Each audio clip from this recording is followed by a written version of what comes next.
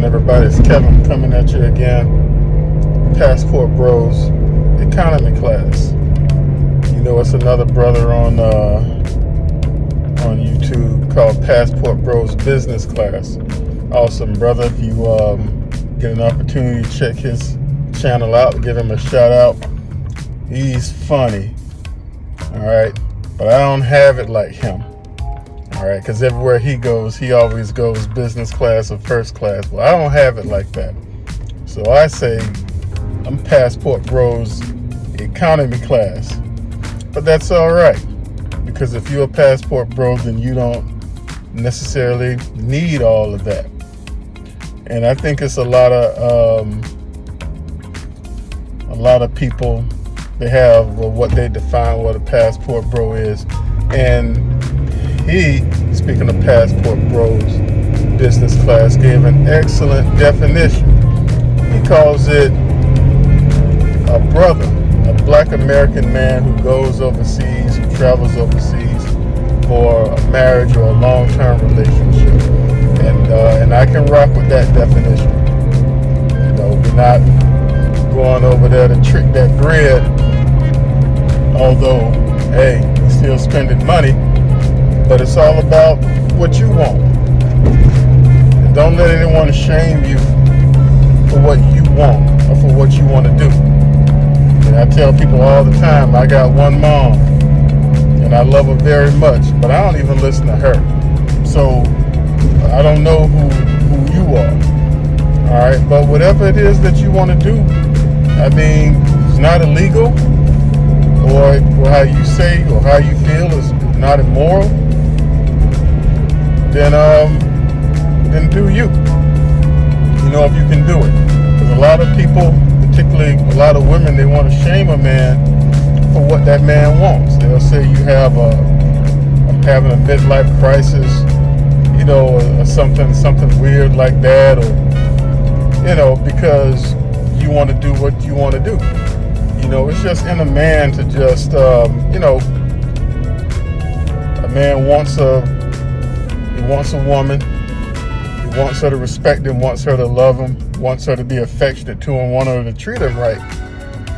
And in exchange for that, all of those are intangibles. In exchange for that, you know, we'll work ourselves to death.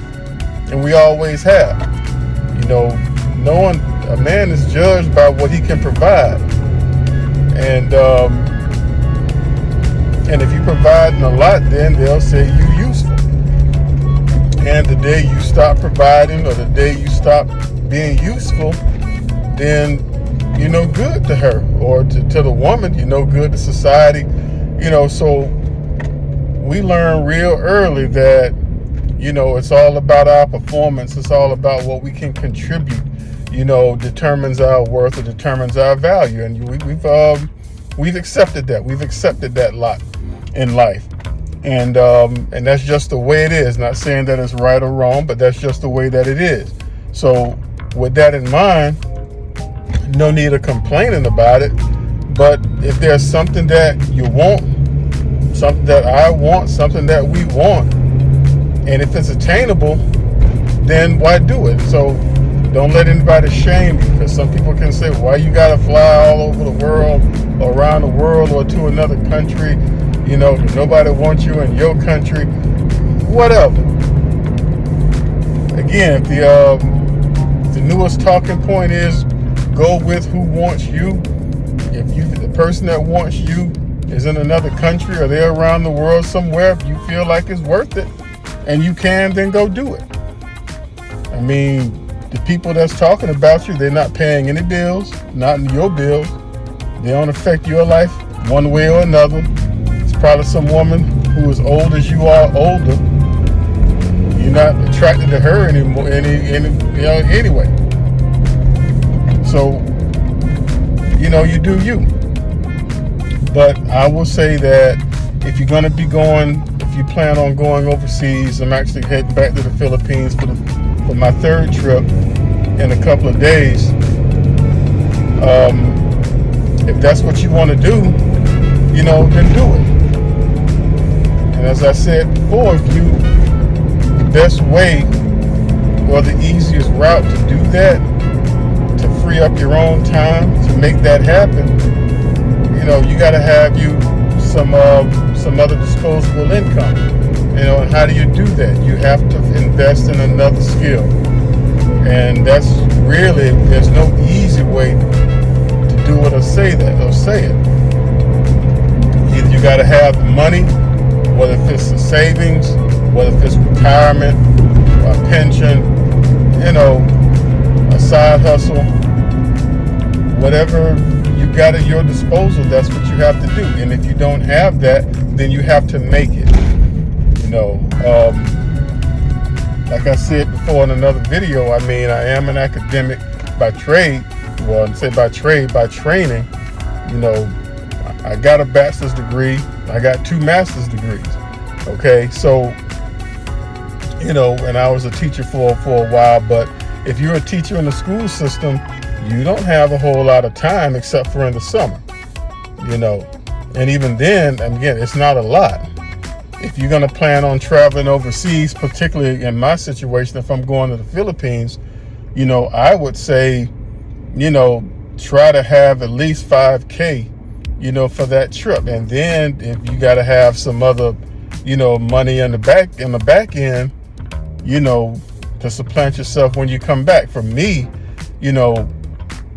that's what I have to do. I have to make sure that all of my ducks are in a row back here at home first, and then have that other money set aside. So, hey, if you're going to be doing this economy class, an economy seat, let's just say if we just want to go for numbers, hey, that economy seat will be around, say, $1,500 round trip. I'm in South Florida. For this time of the year, it's September. That's what I found. That's what it was. I think it's early. The cheapest I saw was maybe around $1,200, but that was a couple of months ago. If you decide that you want to do a one-way trip first and then pay for another trip back, you'll wind up, I would say, spending more than you bargained for. And always, and don't try, unless you have to, don't try to get the cheapest ticket, because the cheapest ticket is still going to take you the longest to get there. All right, you're going to be looking at like 8-hour, 10-hour layovers, before you actually get there, and you say, what, $50, $60? I don't think it's worth it, And so that's the first thing. Now, even before that, let's say if you want to come out here, I would say, if you want to come out to the Philippines, what I would say is, first of all, if you're talking to somebody, if you got a long-term relationship or an LDR, some people say just wait till you get here, and be boots on the ground, as they say. My thing with that, that's going to take some time. Okay, first of all, another question may pop up like, do Filipinas, do these women, do they even like black men? Sure, they like black men. All right, everybody likes black men. My thing is just that who wants you though is the thing, and that's what can take some time. All right, so my thing is dating sites are real good for that, and Filipina dating sites, you will get a lot of attention. You'll get a lot of scammers too. So keep that in mind. But I would say if you plan on coming over for a Philippines trip, you don't even think about getting on a dating site until you're probably about maybe 90 days out from the trip. If you're coming here, you're getting everything set up, and you know that you're going to be here, okay, I would say 3 months. Give yourself 3 months. Hit a dating site. I tried Christian Filipina. That's why I found the woman that I'm with right now. There is a cost to it. It's about $300 for 3 months. Basically, it's $100 a month. All right. The thing is, though, if you sign up for them, I guarantee you'll find somebody in 3 days or 3 weeks probably. But you don't really need the 3 months. But I would say get you a little, whatever card you're going to put that on. If you decide to go that route, make sure it's a card that you're willing to cancel, because it is tough to cancel with them.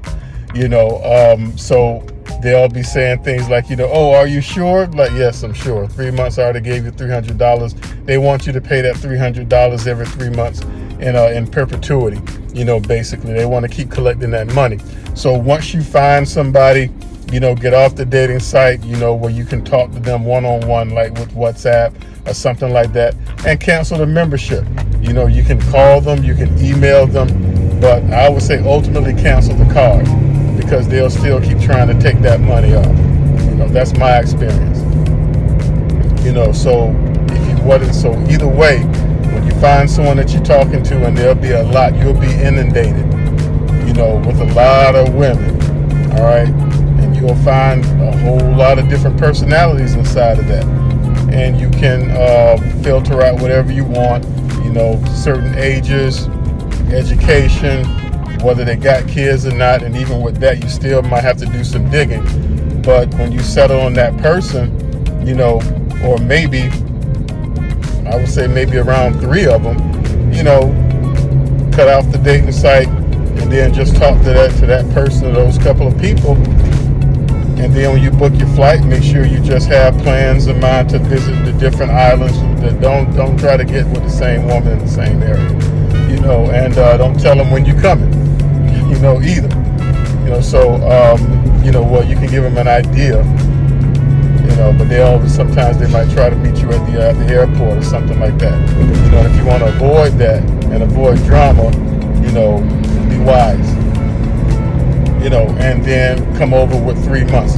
If you're talking to somebody over 3 months online, really you're just a glorified pen pal. You're in no type of relationship or anything like that. Because until you actually meet the person, you don't really know who they are. So keep that in mind. And then when you actually get over here, then you can see how things progress. All right, but it's going to take you about a good $1,500 just for the round trip ticket. And if you get here on a one-way ticket, they're not going to let you into the country unless you have a onward ticket, meaning that if you get on that plane, okay, and it's just one way, they're going to want to know when, where you're going next. When you get here, you have 30 days, unless you're going to renew, I guess your have an extension, it's called. You can actually go to a consulate or something like that, and you can renew, for another 30 days. But they also have, this other thing online, and the name escapes me. Maybe if I edit this video, I'll put it on there. But usually around 48 hours before you actually get here, you can enter all that stuff online. It makes check-in a breeze. It makes immigration a breeze also. It makes it a lot easier. All right, but they want to know when you're leaving. The same way the United States is cracking down on immigration, the Philippines is doing it as well. They've so keep that in mind. Another thing is keep your patience about you, because they can stop you from coming into the country if you upset the people at immigration. I'll say that. If you got a short fuse, you better check your attitude at the door.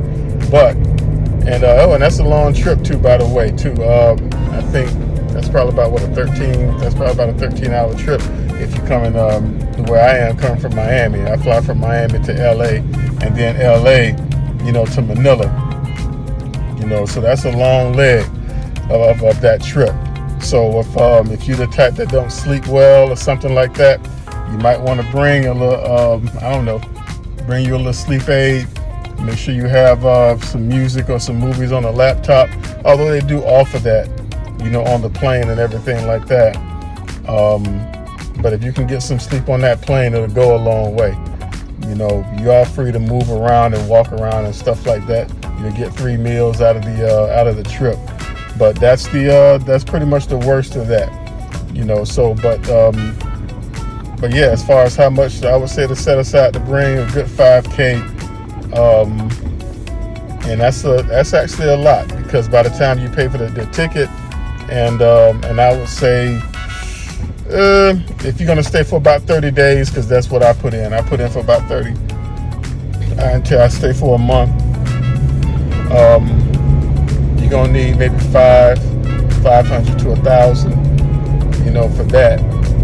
depending on what time of the year that you're going and where you're staying. If you decide that you want to stay in a more ritzier place, a more well-developed place, then yeah, you're gonna be paying for that. And if you plan on going out and having a lot of fun, you're gonna pay for that too. So keep that in mind. But if you're gonna stay for, I would say 30 days, a good 5K, you should have a fantastic trip. If you decided you want to rent a car, I did one the last time I was here. At first it was kind of wild and crazy, but then I got to the flow of it and it wasn't bad. And I stayed in Cagayan de Oro for the most part, and it was all good. A lot of places to see, and stuff like that. You would have a good time over here. So, should you be a passport bro? Sure, why not? You're old enough, you got the resources, you're not satisfied with the dating prospects that you have here, you're older, or some women consider you a dusty, and things like that, sure, do it. My thing is, you can tell somebody where you're going, someone that you trust, so they know where you are, all right, but